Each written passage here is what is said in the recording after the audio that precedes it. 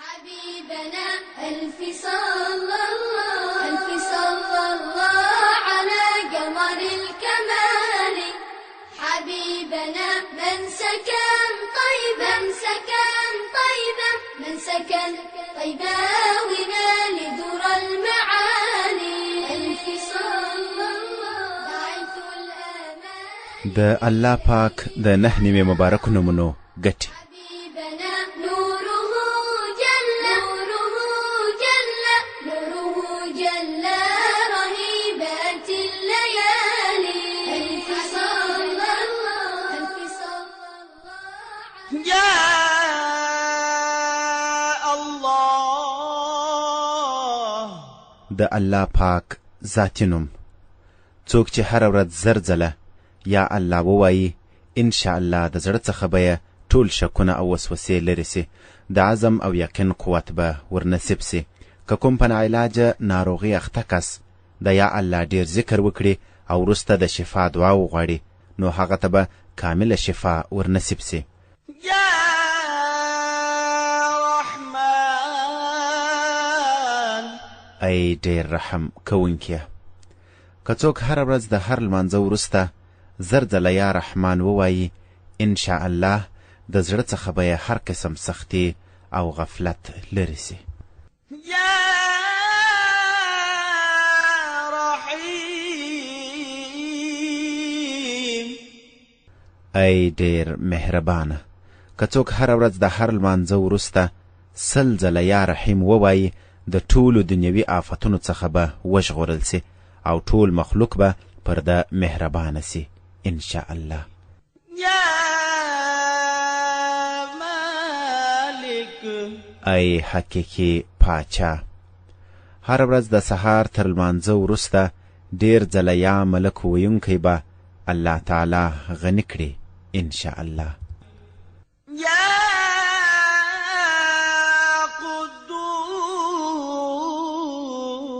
قدوس ای د هر عیبه پاک خدایه که څوک هر ورځ د زوال وروسته دغه اسم ډیر ووایي ان شاء الله د هغه زړه به د روحي ناروغیو څخه وژغورل سي يا سلام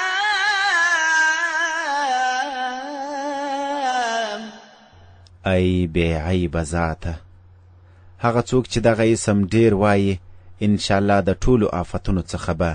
وساتل سي او که څوک دغه اسم 115 ځله ووایي او پر ناروغ یې دم کړي الله به هغه ته شفا ورنصیب کړي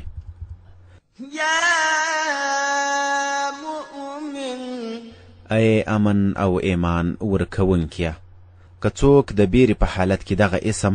630 ځله ووایي ان شاء الله د هر ډول بیرې او تاوان څخه به وساتل سي او که څوک دغه اسم ووایي او ویلي کې د ځان سره وساتي د هغه ظاهر او باطن به د الله تعالی په حفاظت کې وي يا مهيمن ای ساتونکیه که څوک د غسل وروسته 2 رکعاته لمونځ وکړي او 100 ځله دغه اسم مبارک ووایي الله به د هغه باطن او ظاهر پاک کړي يا عزيز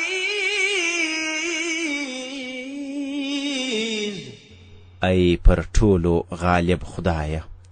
که څوک 40 ورځې 40 ځله دغه اسم مبارک ووایي الله تعالی به هغه عزتمن او مستغني کړي او که څوک د سهار د لمانځه وروسته 41 ځله دغه اسم مبارک ووایي هغه به ان شاء الله د چا محتاج نسی او د ذلت وروسته به عزت ومومي يا جبار ای تر ټولو زبردست خدایه که څوک هر ورځ سهار او ماښام 2016 ځله دغه اسم مبارک ووایي هغه به ان شاء الله د ظالمانو د ظلم څخه وژغورل سي او که څوک د سپینو زرو پر ګوتمۍ دغه اسم ولیکي او په ګوته یې کړي د هغه هیبت او شان به د خلکو په زړونو کې راسي يا متكبر ای د لویی او بزرګۍ خاونده څوک چې دا اسم مبارک ډیر ځله ووایي الله به هغه ته عزت او بزرګي ورکړي او که د یو کار په پیل کې دغه اسم ډیر ځله وویل سي انشاءالله په هغه کار کې به بریالی سي. یا خالق ای پیدا کوونکیه، که څوک دغه اسم 7 ورځې پرله پسې 100 ځله ووایي انشاءالله د ټولو آفتونو څخه به وژغورل سي. او که څوک دا اسم مبارک تل ذکر کوي نو الله تعالی به یو ملائکه پیدا کړي چې د ده لپاره به همیشه عبادت کوي. یا باری ای پیدا کوونکیه او روح ورکوونکیه، که کومه بې اولاده ښځه 7 روژې ونیسي او د هر روژه مات پر وخت یا خالق یا باری یا مصور 21 ځله ووایي او پر یو ګیلاس اوبو یې دم کړي او په هغه اوبو روژه ماته کړي انشاءالله خدای به اولاد ورکړي. یا مصور ای صورت جوړونکیه او روح ورکوونکیه، که کومه بې اولاده ښځه 7 روژې ونیسي او د هر روژه مات پر وخت یا خالق یا باری یا مصور 21 ځله ووایي او پر یو ګیلاس اوبو یې دم کړي او په هغه اوبو روژه ماته کړي انشاءالله خدای به اولاد ورکړي. یا غفار ای ډیر بخښونکیه، که څوک د جمعې د لمانځه وروسته دغه اسم 100 ځله ووایي پر هغه به د مغفرت اثار ښکاره سي. او که څوک د مازدیګر د لمانځه وروسته هره ورځ یا غفار اغفر لی ووایي الله تعالی به هغه د بخښل سوو کسانو په ټولۍ کې داخل کړي. یا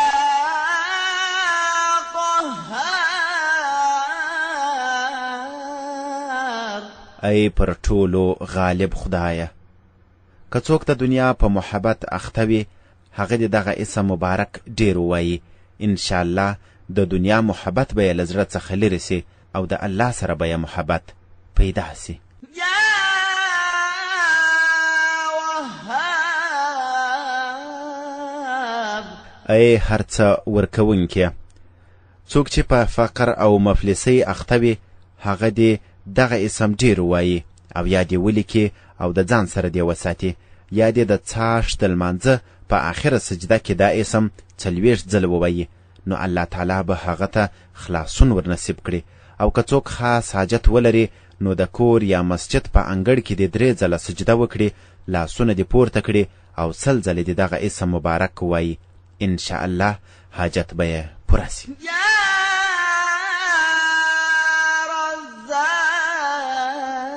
رزاق ای روزي ورکوونکیه، که څوک د سهار تر لمانځه مخکې د خپل کور پر 4 کنجونو 10 ځله دغه اسم دم کړي الله تعالی به پر هغه د رزق دروازې خلاصې کړي. مریضي او مفلسي به هیڅکله د هغه کور ته رانسي. د راسته کنج څخه دې پیل او مخ پر قبله دې ودرېږي. یا فتاح ای مشکل حل کوونکیه، که څوک د سهار تر لمانځه وروسته 2 لاسونه پر سینه کښیږدي او 7 ځله یا فتاح ووایي د هغه زړه به د ایمان په نور منور سي انشاءالله. علیم ای د بې اندازې علم خاونده، څوک چې دا اسم مبارک ډیر وایي الله به په هغه د علم او معرفت دروازې را پرانیزي. یا ای روزي تنګ کوونکیه، که څوک د ډوډۍ پر 4 ګولو باندې دغه اسم ولیکي او تر 40 ورځو پورې یې وخوري نو د لوږې تندې زخم او درد و تکلیف څخه به وژغورل سي. یا باسط ای روزي پراخه کوونکیه، که څوک هره ورځ د تاش د لمانځه وروسته د اسمان لوري ته لاسونه پورته کړي او 10 ځله دا اسم مبارک ووایي الله به هغه غني کړي او هیڅکله به د چا محتاج نسی. یا خافض ای کښته کوونکیه، که څوک هره ورځ 500 ځله یا خافض ووایي الله به د هغه حاجتونه او مشکلات پوره کړي. او که څوک 3 روژې ونیسي او په 4مه ورځ یو ځای کښیني او اویا ځله دغه اسم ووایي نو انشاءالله پر دشمن به کامیاب سي. يا رافع ای لوړونکیه، که څوک دغه اسم د هرې میاشتې پر 14مه په نیمه شپه کې 100 ځل ووایي، الله به هغه د مخلوق څخه بې نیازه او مستغني کړي. يا معز ای عزت ورکوونکیه، که څوک د سې شنبې یا جمعې په ورځ د ماښام د لمانځه وروسته 40 ځله یا معز ووایي، الله تعالی به هغه په خلکو کې عزتمند کړي. يا مذل ای ذلت ورکوونکیه، که څوک 50 ځله دا اسم مبارک ووایي او سر پر سجده دعا وکړي، الله به هغه د حسد کوونکو ظالمانو او دشمنانو له شر څخه وژغوري. او که څوک کوم خاص دشمن ولري نو په مسجد کې دې د هغه نوم واخلي او دا دې ووایي، ای الله ما د فلاني ظالم یا دشمن له شره وژغوره، او دعا دې وکړي، انشاءالله قبوله به سي. يا سميع ای د هر څه اورېدونکیه، که څوک د پنجشنبې په ورځ د څاښت تر لمانځه وروسته 500 یا 1000 ځله یا سمیع ووایي، انشاءالله د هغه دعاوې به قبولې سي، مګر په منځ کې به خبرې نه کوي. او که څوک د پنجشنبې په ورځ د سهار د سنتو او فرضو په منځ کې 100 ځله دا اسم مبارک ووایي، هغه به الله په خپل خاص نظر سره ونازوي. يا بصير ای د هر څه لیدونکیه، که څوک د جمعې د لمانځه وروسته 100 ځله یا بصیر ووایي، انشاءالله د هغه په زړه کې به نور او رڼا پیدا سي. يا حكم ای پورا حاکم خدایه، که چیرې څوک د شپې په آخر کې 9 ځله دغه اسم مبارک په اوداسه ووایي، الله به د هغه زړه د انوارو او اسرارو ځای وګرځوي. او که څوک د جمعې په شپه دغه اسم دومره ووایي چې بې حاله سي، الله به د هغه زړه په کشف او الهام سره ونازوي. يا عدل ای پوره انصاف لرونکیه، که څوک د جمعې په ورځ د ډوډۍ پر 20 ټوټو العدل ولیکي او ویې خوري،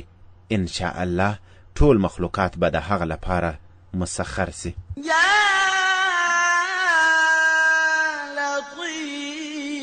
لطيف ای ډیر لطف او کرم کوونکیه،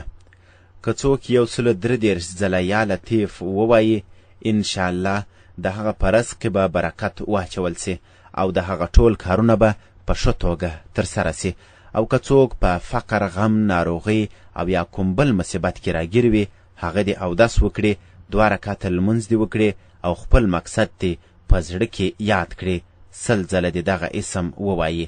انشاءالله مقصد به یې پوره سي. يا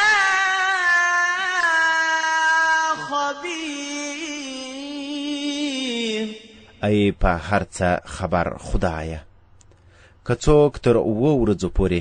دغه اسم ډیر ووایي، الله به هغه ته پټ رازونه ښکاره کړي. او که څوک په نفساني خواهشاتو کې اخته وي، هغه دې دغه اسم ډیر ووایي، انشاءالله خلاصون به ومومي. يا حليم ای د ډیر زغم خاونده، که څوک دغه اسم پر کاغذ ولیکي او اوبو ته یې واچوي، پر کوم شي چې دغه اوبه وپاشي، په هغه کې به خیر او برکت پیدا سي او د آفتونو څخه به وساتل سي، انشاءالله. يا عظيم ای ډیره لویه خدایه، که څوک دغه اسم ډیر ووایي، الله به هغه ته عزت او عظمت ورنصیب کړي، انشاءالله.